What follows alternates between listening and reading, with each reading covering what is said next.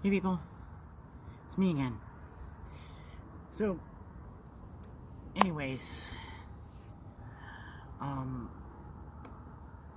I decided as far as when it comes to the audio vlogs of this sort on my Ryukage 99 channel, they'll resume eventually at this point. Because there's a lot of change of plans here. You know, now that, you know, when it comes to J2, that I'm okay with not having him at this moment, you know. And the truth of the matter is, he knows where I'm at, and if he feels genuinely sorry over everything that happened so far, and it's just simply, it's just his grief when it comes to the late husband and then the roommate, as far as that goes, and for me, I'm fine with all that. It's not weighing heavily that much anymore. It's now like all the weight of it is more like a pebble at this point. And so, about the time, you know, the emotional weight that he carries, you know, when it comes to, you know, the grief there, you know, when it comes to his late husband and then the roommate, he's now like carrying two heavy weights, but it's merely like the one with his late husband is like down to this much, well, the whole weight of grief when it comes to the roommate is like this much, where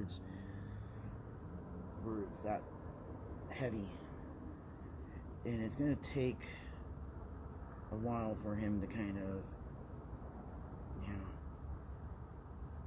like this, and then it just goes down to like that much, where it's weighed down like a pebble,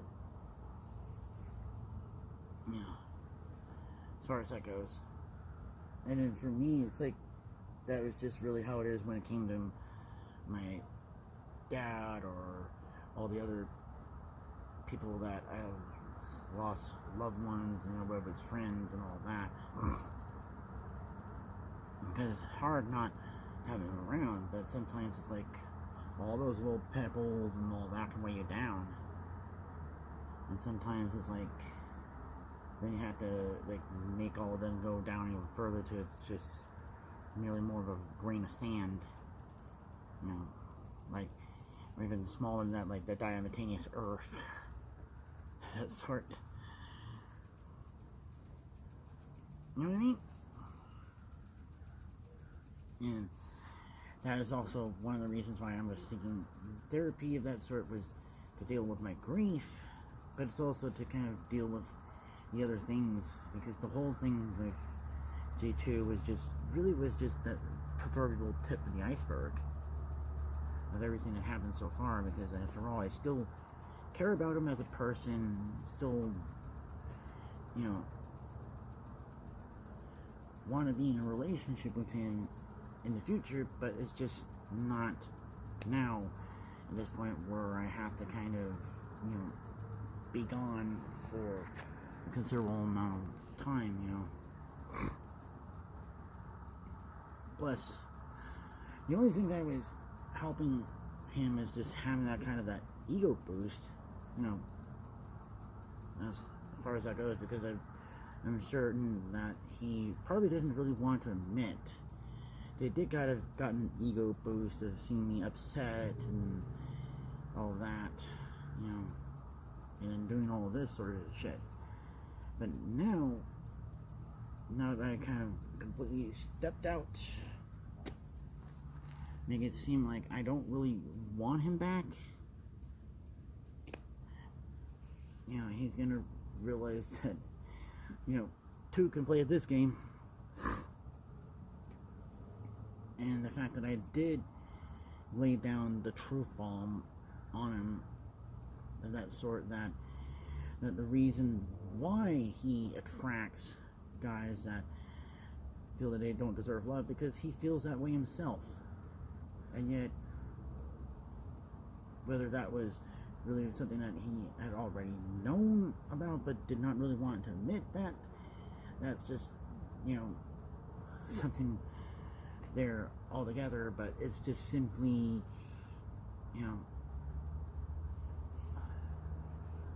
that was like the thing. But to tell the truth, I'm fine, without him. It's just simply, sometimes people feign emotions like as it was real and all. And for me, feigning all that emotion of sadness and anger towards J2 was it was a way that he expected me to behave, but it feels like for me, I'm now confident that I'm just and okay with not having him around and all for a while because of that matter. Because although I did interact with him years ago, but that was a different version of him, but I don't know if I would be attracted to like the current version of him, but without the grief, of the late husband and then the roommate weighing him down like that. Besides, I could change him for the better, as far as somehow years down the road, if things are completely different, where he has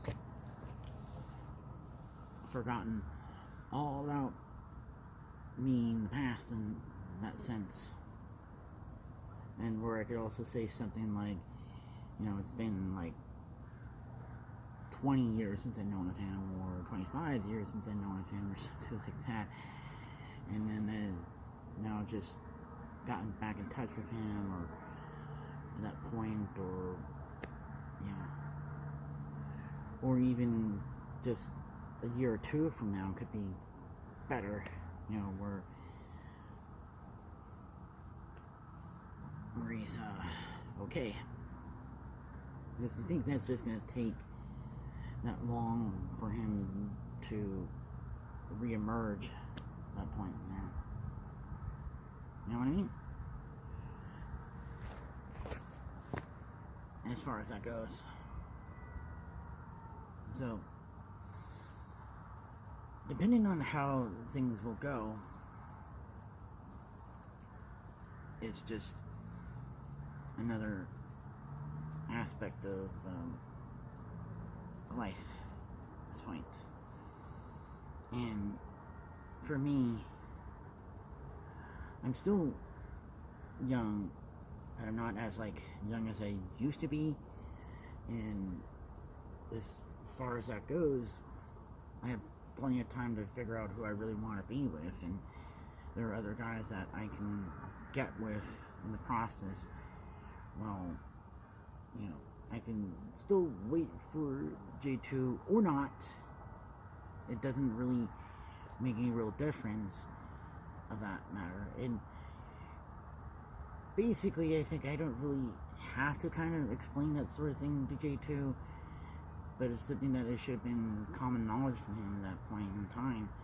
And he should have at least known about that sort of thing in the first place, because there's just it, and the fact that he has a degree in psychology, but yet that's just a generalized degree. It's not something that should be what's that word?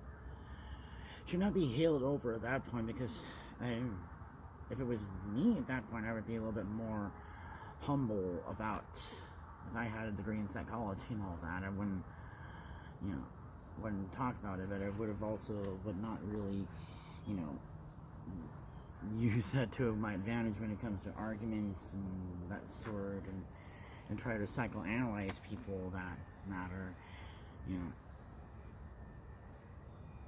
because especially like that one song, Dumb by Garbage, where she says, like, stop analyzing my behavior if you're far too dumb to work it out, you know. And it was that line where it's like, now that you know what you know, how can you can wish, now that you wish you could let it go, and everyone come sucking your phone, better off dumb. Because sometimes it's like the whole ignorance is bliss sort of thing. I don't know if that's really the truth about better off not knowing about certain things and knowing about certain things. But as far as with the new person I may have in mind, but I think I have maybe more than one person.